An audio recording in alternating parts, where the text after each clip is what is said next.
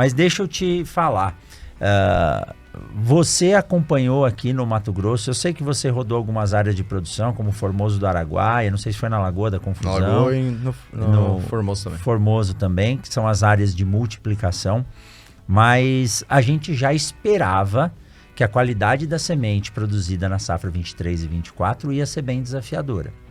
E o que nos chamou a atenção é que os programas de controle de qualidade, eu estou falando da sequência de testes que nós fazemos, eles são muito bons, mas nessa safra em específico foi difícil detectar a queda repentina de qualidade de alguns materiais de forma mais expressiva, de outros materiais menos, mas nós vimos aí dificuldade de implantação das culturas do norte do país, vim do Maranhão a semana passada, estão enfrentando falta de água lá também. A Bahia parece que foi um pouco melhor. Mato Grosso teve alguns problemas, depois foi bem. E o sul do país um pouco mais complicado, talvez pela falta de armazéns climatizados. Você rodou mais aqui no Mato Grosso, acredito que um pouco de Goiás também. O que você viu aí da safra passada como desafio que está refletindo nesse problema de qualidade das sementes? A safra passada a gente vai pegar tanto o início, né, a janela inicial de plantio, ela foi bastante prejudicada, com muito produtor tendo que fazer muitos replantios. Não que nesse ano não teve, porém esse ano o pessoal arriscou menos. Ano passado o pessoal arriscou ainda achando que vinha chuva, porque lá metade de setembro tinha sido liberado o plantio já no Mato Grosso. Até teve uma normativa, acho, específica que foi colocada para aquele período. E muita gente plantou e acabou perdendo esses campos, né? Então a gente teve problemas no estabelecimento. E depois veio a ser produzido, principalmente nas áreas de produção de semente.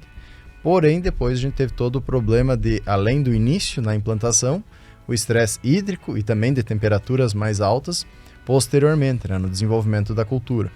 Então, teve muito campo descartado, né? E que nem tu comentou, muito campo que a princípio deu uma semente boa, depois a gente vai entrar também nessa questão, mas que agora perto da colheita ele despencou essa qualidade. Então são coisas que a gente observou no campo, creio que Goiás também, mas principalmente aqui em Mato Grosso, deu muito esse problema na seca no início e no desenvolvimento. Bahia já foi um ano que a princípio a semente foi muito boa, não deu tantos problemas, né?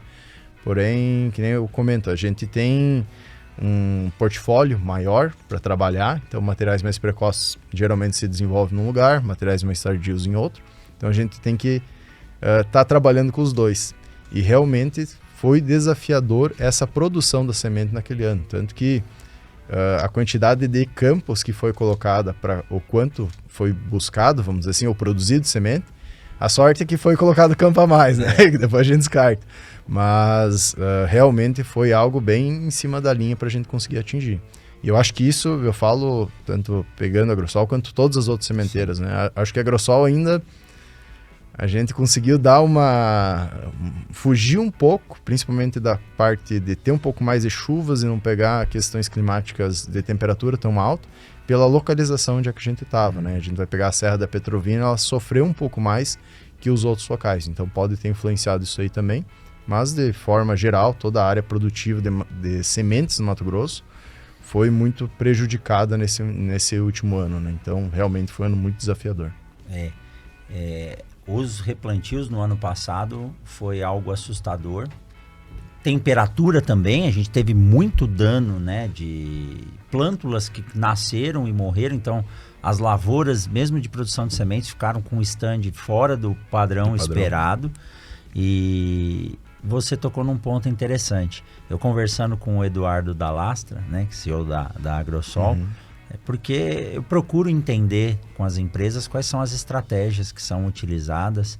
E ele falou que a contratação de campos de semente foi uma estratégia que realmente todo mundo vem adotando hoje. Você tem que ter o poder ou a opção de falar, esse campo não vai para semente.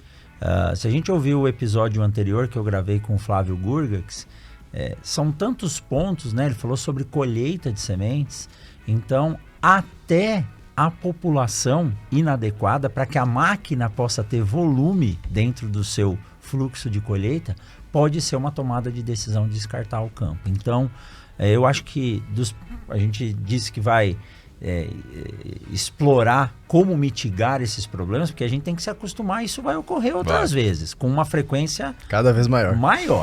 Então a gente tem que ir guardando as experiências. Então a primeira delas, que a primeira dica é que se você quer produzir um material, principalmente os materiais de maior demanda, né? Os carros-chefes da empresa, contrate um número grande de campos de produção de sementes.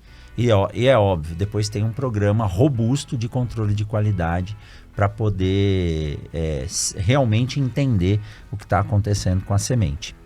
Outra coisa, Cassiano, que é interessante a gente discutir, é que nas regiões mais altas ou mais frias, ainda tem a ideia de que a climatização não é necessária, né? E vocês foram pioneiros aqui na 163, com o Seed Place 163, com o Centro de Distribuição de Sementes. Lógico, no Mato Grosso não tem como se discutir, produção de sementes tem que ser climatizada, mas muitas vezes se pensa que o problema é a temperatura que ela vai ficar guardada, e não é, a gente precisa de equilíbrio higroscópico. Essa questão de ampliar os hubs de distribuição faz uma diferença grande na qualidade de sementes, por você conseguir estar bem na porta da entrega e antecipar o problema? Eu acho que é algo decisivo, na verdade, que a gente tem que observar. Porque, inclusive, a gente teve casos, tu comentou, a longevidade da semente, os testes que são feitos geralmente no início, e ela vem mostrando uma boa qualidade de germinação, vigor, etc. E do nada ele cai. Isso está muito ligado com a armazenagem, a gente conseguiu observar isso esse ano por algumas questões. Como atrasou muito a janela, algumas entregas, alguns planejamentos de plantio do produtor, ele havia sido passado e foi feito, digamos, uma entrega no produtor. Porém, essa semente entregue, o produtor acabou ficando 2 semanas, 3 semanas, um mês. Ficou armazenada lá na fazenda. Na fazenda. Então não é o que a gente espera, até por isso temos Seed Place, né? Para estar mais perto do produtor, levar o mais rápido possível. Mas aconteceu esse ano por uma questão específica de clima. Todo mundo achou que, ainda mais no ano de laninha, né? Que era para ser, ia chover mais cedo. Não ia atrasar um mês o plantio, como foi a questão esse ano. E como você disse, os produtores de algodão, principalmente, que precisam ter uma janela boa para o algodão, fizeram a solicitação e o Ministério acatou, trazendo do dia 15 para o dia 6 de setembro. Então, antecipou em 15 dias, mas quando a gente acompanhou o gráfico de evolução que o IMEA emite nos seus boletins, praticamente um mês depois só o plantio efetivou. Foi final de outubro, né? Dia 20 de outubro em diante que foi plantado. Aqui na região, 10 de outubro deu 9, 10 de outubro deu a primeira chuva mesmo de molhar, e aí os produtores começaram a plantar, porque até então não tinha 1% da área do Mato Grosso, dos 13 milhões de hectares plantados. Exato. Né? E outra coisa só que é importante falar é isso que você falou. A semente ficou armazenada no produtor. Não porque o produtor quis, né? Eu sei que as empresas hoje têm um poder de convencimento grande, mas está esperando chover, então você acaba liberando. A semente armazenada no produtor pode ser um problema sério também, né? Aí entra a questão que tu fala de armazenamento. O que a gente observou? A amostra que a gente guardou, como funciona um pouco só o processo que a gente faz. Legal. É feito uma questão de teste de canteiro rotineiro até após o momento que foi plantado. Então a gente consegue ter uma observação dos lotes, se ele está mantendo germinação e vigor. Então os testes são feitos para a gente acompanhar realmente a questão da qualidade e o desenvolvimento dessa semente, porque é um ser vivo, né? A gente precisa saber se ela está mantendo a sua estabilidade em germinação e vigor, e a gente tem um padrão mínimo que a gente tem dentro da Agrosol para ser entregue para o produtor. E o que a gente observou nesses locais, já que foi entregue antecipado, ficou 3 semanas, um mês, em raros casos, né? Mas aconteceu. Quando a gente pegava essa amostra do material que não nasceu direito no campo, ou que no canteiro já não estava mostrando, no canteiro do produtor, no caso, não estava mais mostrando as mesmas características que a gente esperava, aconteceu que quando a gente puxou e fez essa análise do produtor, no caso, a semente estava guardada no produtor, e a amostra que a gente tinha do lote guardada, no local refrigerado correto, era muito gritante a diferença que deu de germinação e vigor.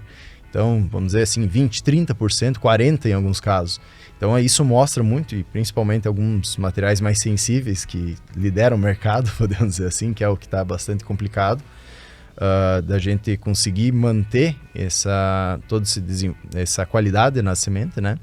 Então, nesses que a gente viu essa variação maior. E daí entra, como o senhor comentou, totalmente, ou principalmente ligado com o armazenamento, que a gente teve que em outubro, um mês extremamente quente, uma umidade baixíssima, né? Que a gente veio de uma seca, uma das maiores secas da história no Mato Grosso. Chegou a 12% umidade relativa, se Exato. não me engano.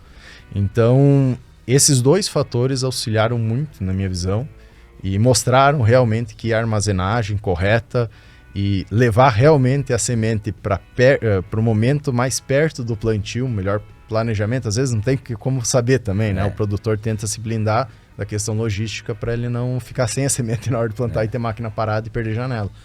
Mas entra essa questão que é muito importante a gente tentar tirar só da câmara fria, e não só a câmara fria, mas com a temperatura e umidade relativa correta, adequada, para o produtor no último momento possível para manter esse vigor e germinação da forma que ele deve ser, né? Exato.